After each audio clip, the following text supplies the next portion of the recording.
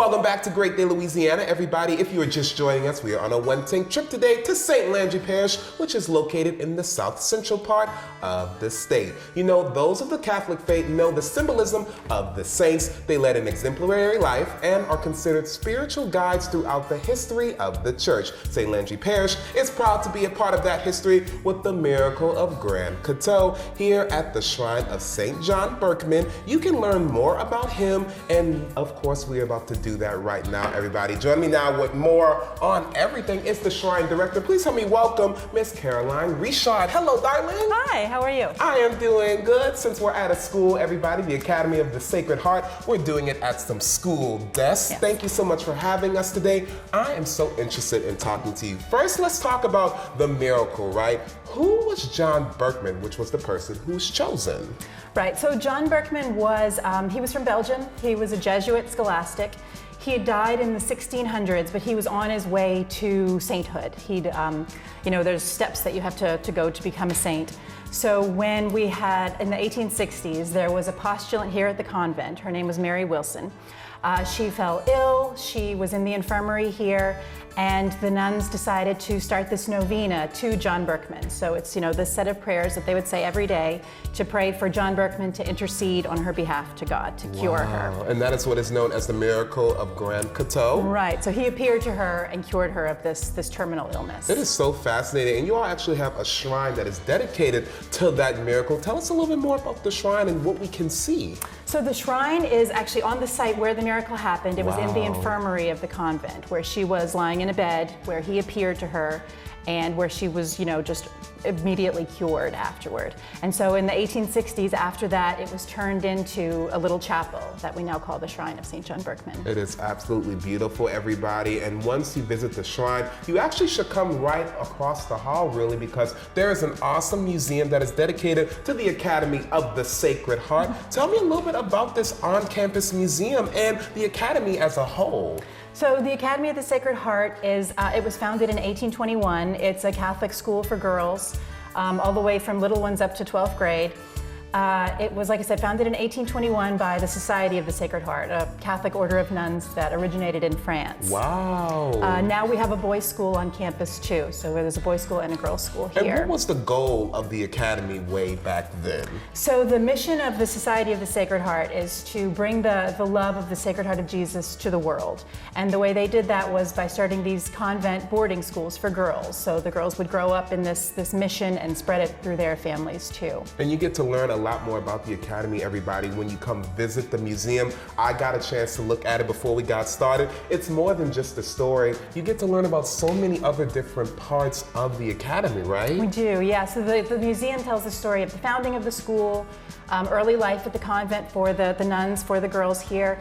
Also the history of enslavement here at the convent, the stories of those enslaved people, those families who lived and worked at the school, and the history all through to now, 200 years of history. It's so cool, and I was asking her before we got started, I was like, there's so much to see here. You all have to come and check it out. You all do tours here as well? We do, yes. So we do historical tours that show the museum, the shrine, and then the school grounds too. And when you come out here, everybody, there are some awesome events that you can attend as well. You all do some annual things? We do. So we have Christmas at Coteau, which is our big Christmas market. We have vendors from all over the area come out here.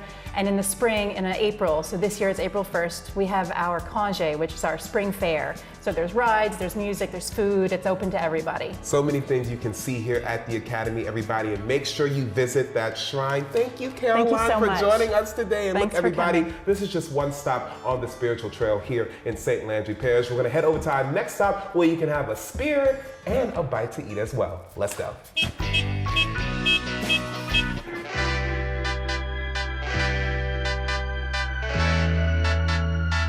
Here at Cajun Saucer and Bayou Teche Brewing, we specialize in making food, beer, and cocktails that pair with Cajun cuisine, Cajun or Creole cuisine, and our lifestyle.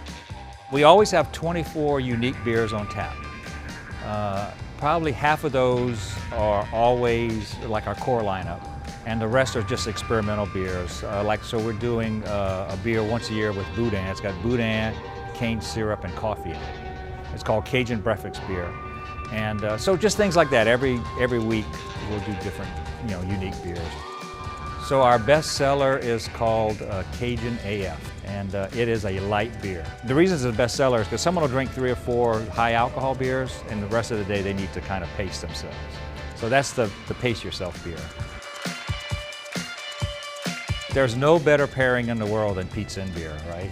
I mean, they just go great together.